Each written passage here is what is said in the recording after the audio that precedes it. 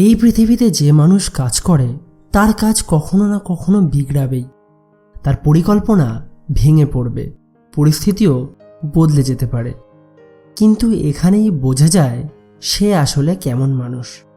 সাধারণ মানুষ কি করে জানো? কাজ নষ্ট হলেই তারা অজুহাত খোঁজে।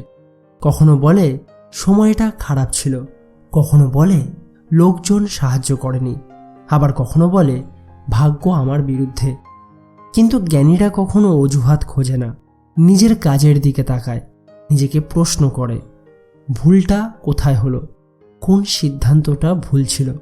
চাণক্য বলেছেন, যে মানুষ নিজের কাজের ভুল নিজে দেখে ঠিক করতে পারে সেই মানুষকেই প্রকৃত বুদ্ধিমান বলা যায়।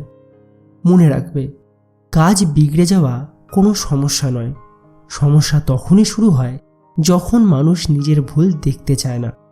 যে মানুষ নিজের ভুল ঢেকে রাখে সে কখনো বড় হতে পারে না, কারণ ভুল লোকালে ভুল আরও বড় হয়।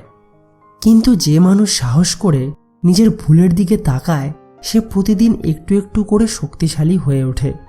তাই জীবনে যখনই কোনো কাজ খারাপ হবে, অন্যের দিকে আঙুল তোলার আগে একবার নিজের দিকে তাকাবে অবশ্যই।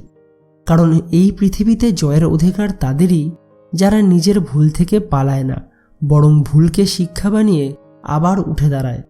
আর যে মানুষ নিজের ভুলকে নিজে ঠিক করতে শেখে তাকে হারানোর শক্তি পৃথিবীর কারোর মধ্যেই নেই।